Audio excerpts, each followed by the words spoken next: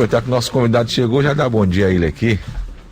Nosso deputado federal João Roma, presente aqui no Acorda pra Vida. Então, um bate-papo com a gente aqui. Deixa eu dar bom dia aqui ao deputado federal João Roma, deputado federal pelo DEM, para falar com a gente de diversos assuntos, aliás, com movimentação no Brasil, né? Nesses últimos dias, reforma da Previdência, né? A visita do Jair Bolsonaro nos Estados Unidos, agora está no Chile. Então tem muita coisa para a gente tratar aqui e falar, claro, da atuação dele também no Congresso Nacional. Deputado federal João Roma, bom dia, seja bem-vindo aqui ao programa Acorda pra Vida. Bom dia, é um prazer mais uma vez para mim estar aqui no programa Acorda para a Vida, batendo esse papo inteligente e que sempre a serviço da comunidade. Um abraço a todos os ouvintes, muito obrigado pelo convite. Deputado, vamos começar a falar, né? A situação do Brasil, né? Nós tivemos mais um ex-presidente preso ontem, isso repercutiu internacionalmente, né? Alguns apostam que isso pode atrasar um pouco a reforma da Previdência. Queria sua avaliação, né? A gente é triste, claro, mas a justiça é a justiça, né? Queria que o senhor falasse aí um pouco sobre essa situação, né? Como isso abala o mundo político, né? De fato, ocorreu ontem a prisão do ex-presidente Michel Temer. Eu acho que, como brasileiro, todas as pessoas têm que estar aqui em busca da justiça. Então, aqueles que tiverem cometido os atos ilícitos devem responder por esses atos e pagar por isso. Mas um outro ponto que deixa também um questionamento, né, e uma reflexão para todos é a maneira, né, como a justiça no nosso Brasil tem se portado. Então, o que é motivo de grande questionamento, enfim, em diversos episódios, a maneira como são feitas, porque a justiça não é para ter palanque. E o que tem se observado, né, desde do episódio, inclusive, que tornou mais público esse viés através da Operação Lava Jato, é uma maneira muito alvissareira, né, muito, às vezes, midiática, em que a justiça no Brasil tem se portado. É natural que todos, como eu disse no início, queiramos, né, justiça, que queiramos providências, que queremos que as pessoas que tenham cometido os atos ilícitos que paguem, né, por esses atos, mas nós, antes de tudo, queremos justiça plena. E a justiça plena, verdadeira, certo? Ela não pode estar imbuída do quesito midiático, ela não pode estar, portanto, no viés, né, nem de coloração partidária, nem de ativismo judicial. Então, preocupa a todos a maneira como é feita, abordar a pessoa na rua, né, desta maneira como foi feito, como se fosse um fugitivo, né, uma vez que a pessoa tem endereço e não estava oferecendo resistência de forma alguma. Isso tem sido feito de forma repetida. Né? Então, cabe apenas esse registro. Mas eu não interpreto que o episódio de ontem tenha relevância dentro da estrutura de articulação no Congresso Nacional. Né? Eu acho que as coisas não estão verdadeiramente linkadas. O que pode, de fato, atrapalhar o andamento de reformas do Congresso Nacional é justamente a articulação do governo. Sim, aproveitar que o senhor está falando dessa articulação do governo, acho que o Rodrigo Maia reclama muito disso, né? Diz que o governo está conversando com as bancadas e não com os partidos. O senhor acha que isso pode atrapalhar a aprovação dessa reforma da Previdência e atrasar mais ainda? Não é só o formato, mas é o distanciamento também. E o que é que ocorre? Não significa fazer politicagem ou fazer o toma lá da cá.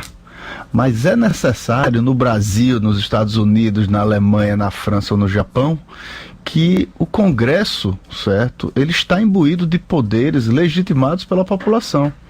O Congresso atual do Brasil tem uma renovação de mais de 50% dos seus integrantes. Eu, por exemplo, sou deputado de primeiro mandato.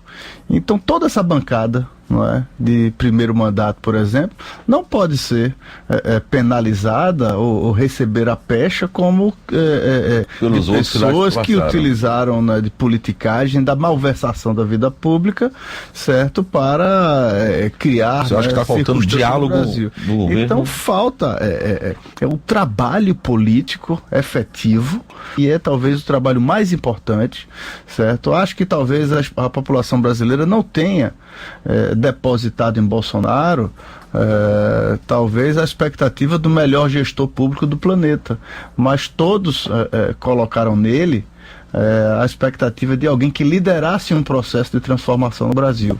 E eu acho que é isso que cabe ao atual governo Jair Bolsonaro, é liderar o processo no Brasil, porque realmente muita bandalheira ocorria, certo? Estava de fato num momento, né, de muita degradação de valores dentro do nosso Brasil. Era o momento de dar um freio de arrumação, mas é necessário que ocorra esse processo de liderança. E esse processo cabe ao presidente da República.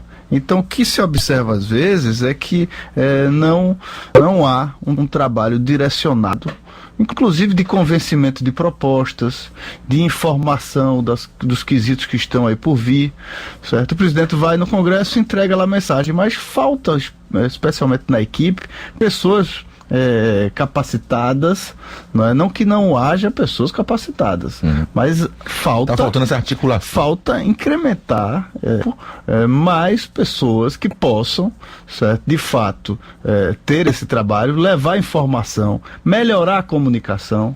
O presidente é um excelente comunicador para as massas. Ele utiliza muito bem As redes sociais. suas ferramentas sociais. Mas isso não é o suficiente dentro da instituição Presidência da República. A comunicação de um governo federal, certo, se dá através de mecanismos muito mais amplos. Até porque não é apenas E de a mecanismos posição oficiais do presidente também, né? que precisa ser comunicada. Muitas vezes são ações do governo federal, como ações no quesito da área da saúde, na área da educação. E atualmente não vem sendo nada divulgado. Né? E você imagina que uma estrutura como essa não pode se dar simplesmente através de um Twitter do presidente da República, certo? Existem vários, certo? Existe todo um mecanismo que precisa sim, certo, estar estruturado e servir, inclusive, para o benefício da população. Informar a população que é o que o governo está fazendo, né? Porque nem sempre chega tudo a todos, ainda mais sem informação. Agora, deputado, só acredita que nesse primeiro semestre o governo corre para que nesse primeiro semestre seja voltada essa reforma da Previdência, né? Só acredita que consegue voltar essa reforma da Previdência ou tem muitos pontos a serem ajustados? E se existem algumas emendas, se o deputado vai propor alguma emenda aí nessa reforma da Previdência, tem algum ponto que não agrada?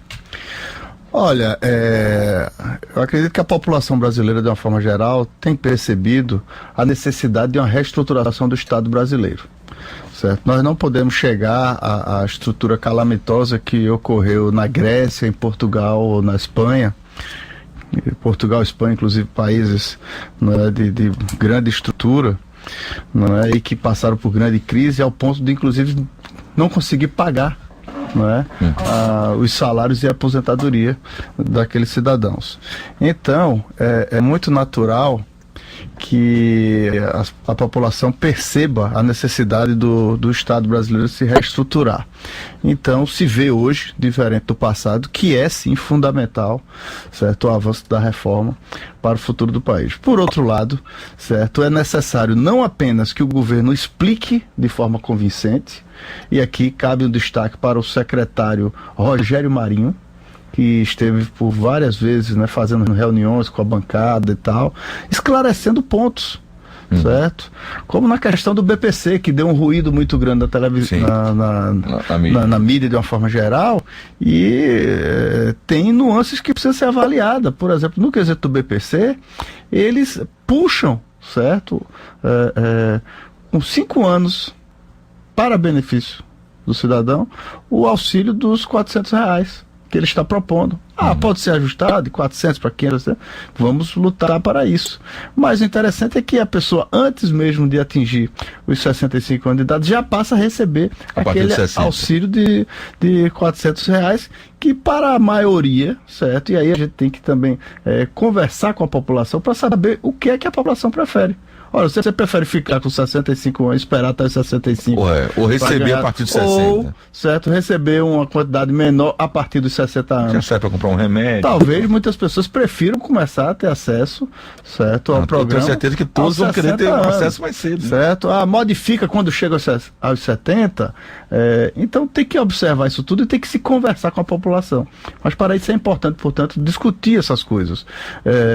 Então, portanto, eu acho que é necessária a reforma, tem que se observar isso, tem que conversar com a população para que o Brasil não chegue numa era de extremo, onde a gente deixe de honrar compromissos, onde não se pague salário ou muitas vezes aposentadoria. Eu imagino um aposentado português, certo, que já vivia lá com aquele dinheiro que ele tinha se preparado, certo, que já se acomoda perante aquele valor por mês. Imagine, suponhamos um aposentagem por mês e de repente o Estado português chama, não tem condição mais de pagar. Olha, não conseguimos mais pagar. Imagine o senhor já de idade avançada, que não está mais no mercado de trabalho, que não tem como se reinserir mais no mercado de trabalho, ele deve cair no desespero total. E isso foi o que ocorreu em Portugal. Você retirou direitos que já tinham sido conquistados, e teve que ter reajuste para baixo. Ou seja, olha, você ganhava 5, agora você vai ter que ganhar 2 ou 3. Então, para não chegar nesse tipo de absurdo, é que nós precisamos, de fato, fazer o dever de casa, certo? É uma medida incômoda. O próprio presidente da República era contrário à medida, não defendia, mas vê que hoje é necessário. Então, essas coisas que pode ver. Entre os ajustes da medida, são vários, e para isso serve o parlamento, para nós discutirmos, para aprimorarmos e para fazer a medida. Mas o senhor particularmente vai propor alguma emenda aí na reforma? Vou propor emenda. Um caso, por exemplo, eu percebi lá que a Guarda Civil Municipal, por exemplo, não está enquadrado na aposentadoria especial dos policiais no Brasil. O que é uma grande injustiça, uma vez que o trabalho realizado pela Guarda Civil Municipal, de fato, é um trabalho de característica policial. Então, eu pretendo encaminhar uma emenda para que se considere também o Guarda Civil Municipal para a aposentadoria especial dos policiais. No mesmo parâmetro que se der o policial civil, certo? Dentro dessa atividade toda. Então, no caso dos militares, eles estarão pensados junto com a reforma das Forças Armadas. Ou seja, toda a estrutura da aposentadoria dos policiais militares estará, certo, derivada da aposentadoria que foi entregue essa semana, certo, a proposta da reformulação das Forças Armadas, que deu até um certo ruído, mas que também é necessário ser analisado numa proposta paralela, porque a vida de um policial militar ou de um militar das Forças Armadas, ele é regido por um ordenamento diferenciado. Ele não tem hora extra, certo? É uma vida, de fato, dentro de um rigor, de uma disciplina, de uma hierarquia, e essas coisas precisam ser observadas, além do processo histórico, certo? Que os militares sofreram até do país. Durante um grande período, por essa hierarquia e disciplina, eles não puderam, inclusive, participar de lutas de classe, que deu benefício para várias outras categorias. E eles foram deixados à margem do processo. Eu não acho razoável que um general 4 estrelas ganhe um vencimento no final de sua carreira igual a um consultor legislativo da Câmara dos Deputados, por exemplo, no seu primeiro ano de trabalho como consultor legislativo. Então, óbvio que está inadequado, óbvio que isso está fora de parâmetro, e sofreu militar por quê? Porque teve que, na sua estrutura de hierarquia e disciplina, não pôde participar, né, de todas essas lutas, né, que outras categorias, né, passaram a exercer dentro do próprio Congresso, inclusive, lutando por suas classes. Mas os militares não puderam fazer isso pela característica da sua atividade, que é estruturada especialmente através da hierarquia e disciplina. Eu fui militar, sou oficial da reserva do Exército Brasileiro, sei da dificuldade, né, enfrentada pelos militares. Agora, óbvio, é um momento de quê? Onde toda nação exige sacrifícios. E os militares, com seu patriotismo, inclusive, também querem participar desse sacrifício. Então é importante que também haja o quê? Informação, conversa, trabalho dentro do Congresso Nacional para que essas coisas sejam, de fato, esclarecidas e que se paire no final a verdadeira sensação de justiça plena para todo o Estado brasileiro e seus cidadãos. Porque uma coisa, essa reforma tem que refletir ao final.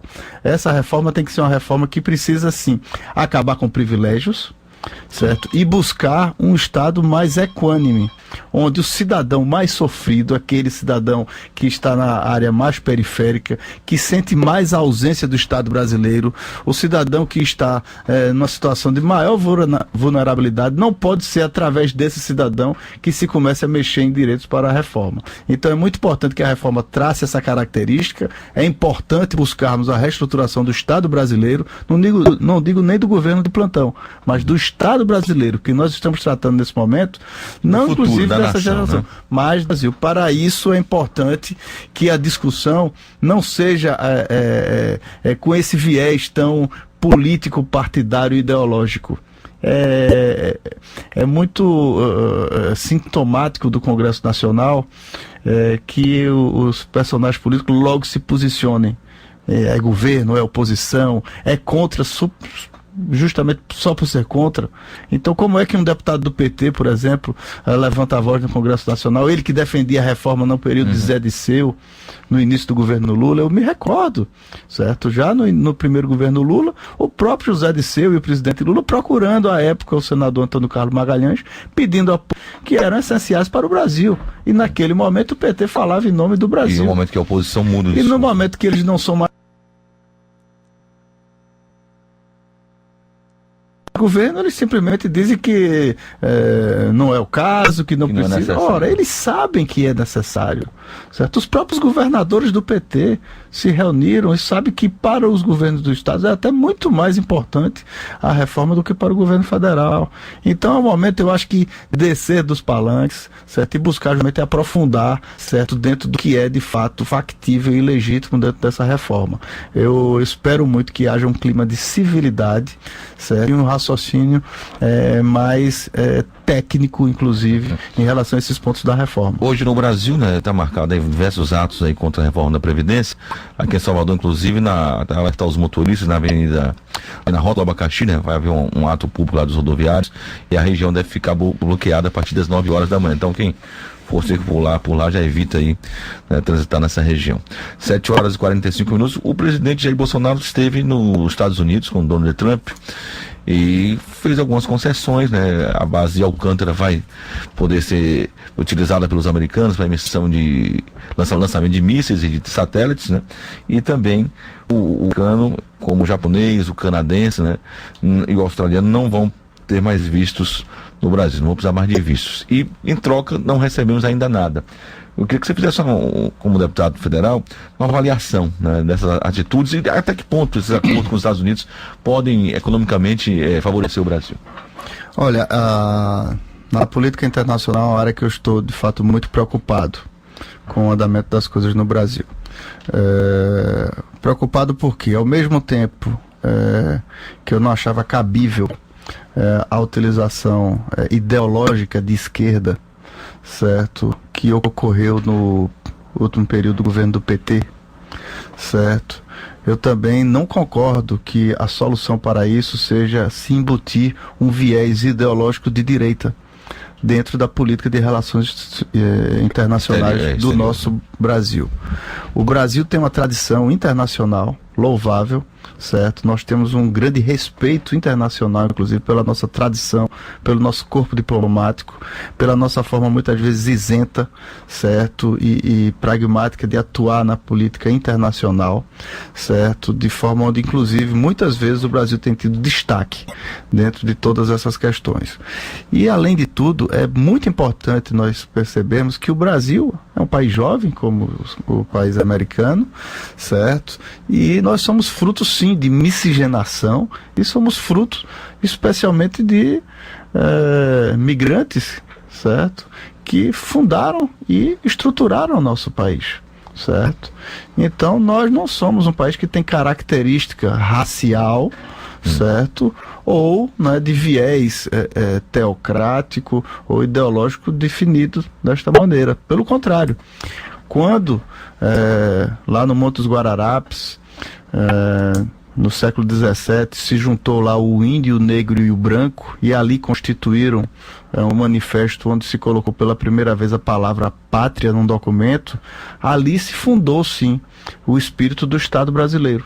Então nós somos um povo plural, um povo miscigenado e um povo que tem que se orgulhar, sim, dessas nossas características. Então, ao mesmo tempo que eu acho que é muito importante para o Estado brasileiro manter relações com o maior parceiro comercial do planeta, certo? Com a principal potência econômica, tecnológica das Américas, que é os Estados Unidos das Américas, eu também acho que é importante o governo manter boas relações com a China. Sim, que é o maior consumidor do mundo. Que é hoje, importante o governo manter relação com os países árabes, dos quais o Brasil é depositário, certo, da maior colônia árabe fora do mundo árabe. Eu acho que é importante, sim, o Brasil ter relação, certo, com nossos ancestrais africanos, certo, não só pelo quesito comercial, mas também pelo quesito cultural, pela identificação dos povos. Então eu fico muito preocupado. Na América Latina também, né? Porque... com viés muitas vezes radical ou, né, dessa contaminação ideológica dentro da política internacional do Brasil, certo? Uma declaração inadequada. Isso pode atrapalhar relações com a China, com um país como a Sem Rússia dúvida. também. E isso é muito perigoso, porque uma declaração como essa, Almir, certo, interfere muitas vezes na balança comercial. E quando se fala em balança comercial, bolsa de valores, não está falando de um assunto lá da Avenida Paulista, em São Paulo. Está falando de empregos na periferia de Salvador, por exemplo. Está falando do desenvolvimento do Brasil. Está falando do agronegócio, que é responsável pela nossa balança comercial. E se, por exemplo, a China cruzar os braços, certo? Ele é um dos maiores consumidores do Brasil. Consumidor de matéria primária, inclusive, da nossa produção. A Rússia também compra muito no Brasil. Certo? Quando se fala qualquer coisa e manda recados, né, ao mundo árabe, tecendo, inclusive, algumas vezes, o viés religioso, certo? Isso pode suscitar que um dos principais consumidores, né, da carne, dos grãos do Brasil, que é o mundo árabe, possam também cruzar os braços e simplesmente virar as costas ao Brasil. Certo? A Argentina, que foi maltratada por declarações há pouco tempo, certo? É o principal, que passa por grande dificuldade, parceiro comercial do Brasil, inclusive grande consumidor, certo? A relação comercial entre Brasil e Argentina, a Argentina sai perdendo porque ela consome muito produtos brasileiros. Então, como é que nós podemos tratar um parceiro desse que é vizinho, que tem fronteira, que tem identidade cultural por ser latino-americano? Como a gente pode dizer que ele não é prioritário para o Brasil? Ter boa relação com um país como esse é fundamental, não só para a economia do Brasil, mas para a área social, porque é através de uma balança comercial dessa que nós podemos gerar emprego aqui no nosso Brasil. Então eu me preocupo, portanto, certo, com esse viés ideológico, certo? E isso não pode contaminar a política internacional do Brasil. As nossas relações exteriores sempre foi, tradicionalmente, uma área blindada, uma área que manteve-se, sim, na melhor técnica da diplomacia, buscando os principais interesses do Brasil. Mas acho que é válido e importante a visita do presidente aos Estados Unidos, é um importante parceiro comercial. Mundial, né? Não gostei de algumas declarações de parentes do presidente, que às vezes terminam necessárias, que eu acredito que atrapalham um pouco, né, o trabalho do pai, como é o exemplo do Carlos Bolsonaro, que tem feito lá junto ao Congresso e atiçado lá o presidente para Brasília despachar no momento que o pai está. Eu acho inadequado, certo? O parente não pode estar fazendo esse tipo de interferência, certo? Há uma liturgia dentro da estrutura de governo, não falo só do governo federal, certo? Eu falo dos governos dos estados, nas prefeituras. É importante, né? A burocracia, Almir, ela é uma ferramenta. Ela não pode ser julgada. Também, né? E a burocracia chegou justamente para gerar impessoalidade, certo? E transparência na vida pública. Então, como ferramenta, ela precisa sim ser bem utilizada pelo aquele que está no poder no momento. Então, prezar pelo bom procedimento na vida pública é fundamental para que haja, de fato, um Estado brasileiro que possa agir e entregar o resultado que a população tanto almeja. Nós temos uma grande expectativa do povo brasileiro por transformações. E só ocorrerá essas transformações fazendo o melhor uso da máquina pública e tendo, sim, a interdependência entre os poderes, executivo, legislativo e judiciário, respeitando com harmonia e podendo explicar, inclusive, para esses atores, para essas autoridades, certo, a importância dessas reformas. Ok, deputado. 7h52, deixa eu faturar, na volta eu quero falar um pouquinho sobre o cenário político local, né, pra gente analisar um pouquinho tanto Salvador como o estado da Bahia, na ótica aqui do deputado João Roma, deputado federal pelo DEM. A gente volta já já. Bom, 7h59, deputado, nosso tempo está estourando, mas a gente vai iniciar lá e a gente vai aqui na rede, continuando aqui com a entrevista com o João Roma. Deputado, cenário, né, político na Bahia. Ano que vem, eleição municipal, não só em Salvador, mas em todo o estado. PRB pode ter candidato a prefeito em Salvador. Como é que vai se comportar o PRB? E João Roma é um nome, né? É um nome forte dentro do PRB e, aliás, de qualquer partido. Inclusive, teve o nome ventilado a ser um possível candidato em 2020. Claro que o prefeito Assemineto, até então, né, tem uma preferência pelo Bruno Reis, que é o vice-prefeito atual, que vem fazendo um trabalho, já se posicionando como um possível candidato. Mas como é que vai marchar João Roma em 2020? Olha, antes de tudo eu queria aproveitar o comentário da Maria Vitória e já pedir para ela buscar sempre, né, a secretaria hoje coordenada pelo deputado estadual Leonardo Prates, para tentar solucionar a questão da cadeira de rodas da senhora. Vamos nos movimentar, porque de fato nós temos que ser solidários e eu quero, portanto, ficar à disposição, viu, Maria Vitória, para tentar solucionar essa questão da cadeira de rodas. Obrigado, deputado. Tá, eu vou falar agora com o secretário Leonardo Prates para tentar, através dos programas da Prefeitura de Salvador, poder de fato buscar a melhoria de vida da senhora. E em relação à política, Almir, é natural que nesse ano, que é um ano ímpar, é um ano que não tem eleição, é um ano das decisões, né? Não é que nós possamos de fato fazer todas as movimentações. Então vários atores têm se movimentado. O PRB hoje é um partido que tem 31 parlamentares no Congresso Nacional, um partido que tem se movimentado muito, que tem expectativa naturalmente de crescer e portanto, né, tem parlamentares que tiveram muito voto aqui na capital baiana, como é o caso do Márcio Marinho e até o meu caso também, que teve 33 mil votos na cidade de Salvador, certo? Ocorre que o PRB, certo, desde 2013 se aproximou e está vinculado ao projeto político do prefeito Assemineto. E o que é que eu acho importante para as eleições do próximo ano, Almir? Que de fato a principal conquista desse último período da Prefeitura de Salvador, na gestão de Assemineto, que eu tive a honra de poder participar, que é uma gestão que transformou a realidade da nossa capital, que é uma gestão que resgatou a autoestima dos soteropolitanos, que viviam a época cabisbaixo, com a cidade entregue às traças, certo? Com uma cidade sombria, e hoje em dia vê uma cidade com capacidade de gestão, com entrega, com transformações, com áreas públicas sendo retornadas à população, certo? Com muitos programas sociais, o gabinete de introduzir o programa Ouvindo o Nosso Bairro na Cidade, de fazer o que foi feito na área de iluminação pública na nossa cidade, que também melhora a vida das pessoas, aumenta a que segurança. Você tem uma limpeza urbana hoje, com uma estratégia de atuação, e você vê muitas vezes algumas áreas que tinham matagais, hoje tem lá um gramado bonito.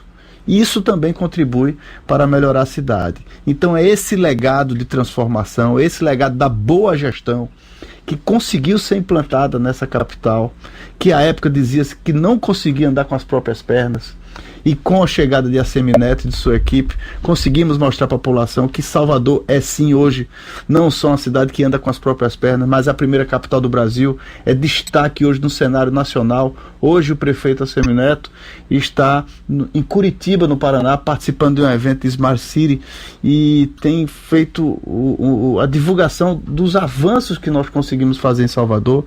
Então esses ganhos para a população mais carente, a população que mais precisa da presença do poder público, isso é que nós temos que defender no ano 2020. Agora, deputado, o nome que agregar mais dentro do grupo prefeito Assemineto é o que nós temos que abraçar. O PRB, portanto, ao tempo que tem crescido na política nacional, ao tempo que espera, sim, e almeja naturalmente, que faz parte de um grupo, de um projeto político, quer espaço administrativo, quer disputar, quer estar nas ruas junto com a população, ele seguirá sim, certo, a liderança do prefeito Assemineto sob esse manto, o manto da boa gestão, o manto da transformação social, o manto de melhorar a vida de quem mais precisa. Olha, deputado, como segurar a pressão dos candidatos a vereadores, porque a legislação muda, né, na próxima eleição.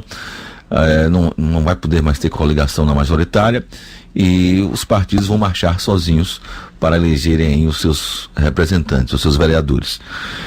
Os partidos devem sim lançar candidato pensando, né, em ter um número maior de vereadores eleitos. A pressão, Almir, eu acho que não é tanto do candidato a vereador em si, mas o que ocorrerá no próximo ano é uma transformação na realidade dos partidos políticos. Então tem muito partido político, certo? Que às vezes, ao tempo que é importante o pluralismo partidário, né, e essa abertura por outras funções, uma vez que você tem uma enxurrada de siglas partidárias que as pessoas em casa nem sabem o que é que significa. É tanta sigla, tanta sopa de letrinha, que a pessoa não sabe o que é que é. São 34 partidos. Antigamente você tinha Partido Comunista, certo? Tinha 3 partidos no Brasil, na Arena, MDB e o Partido Comunista, né? Hoje em dia você tem não é que as pessoas sequer sabem identificar o que é que aquele partido político representa enquanto proposta. Mas qual é a diferença para a população saber, para aquele ouvinte que está em casa saber o que é que a gente está falando? No próximo ano, 2020, pela primeira vez, não será permitido a coligação partidária. Ou seja, são aquelas ligações que juntavam às vezes 5 ou 6 partidos. Ou mais, né? Certo? Para, certo, eleger um determinado vereador. Ou, nas eleições daqui a 3 anos, os deputados. Então, com a quebra dessa possibilidade de fazer coligação, agora, muitos partidos que às partidos vezes não têm estrutura, que vão são desaparecer, partidos, né? Intitulados às vezes de nanicos ou partidos pequenos, eles não conseguem ter estrutura de sequer conseguir uma cadeira, certo, por si só. Então eles só funcionam naquela época para juntar, fazer aquela agremiação e tentar conseguir e para fazer negócio, uma vaga com a menor quantidade de votos. Então esses partidos vão ser sim prejudicados.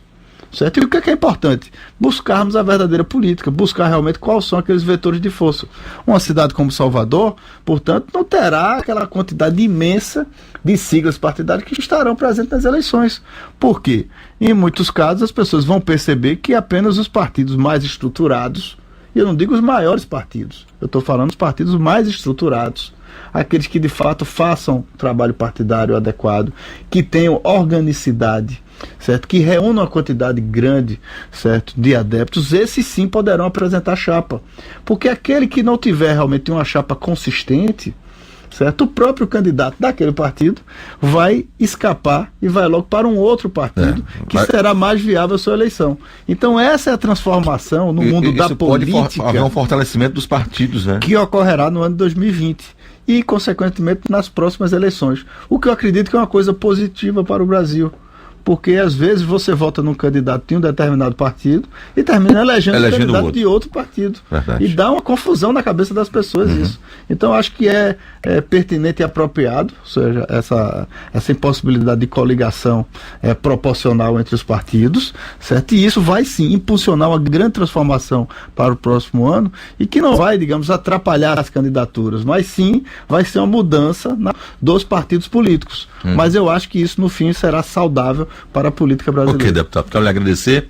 Eu invadi um pouquinho o horário da Patrícia Tosta hoje, né? Mas lhe agradeço aí, boa sorte lá em Brasília, né? Que a gente tenha boas notícias, que essa relação do governo federal com os parlamentares também seja melhorada. Olha, Almir Santana, eu agradeço mais uma vez poder participar aqui do programa Acorda para a Vida.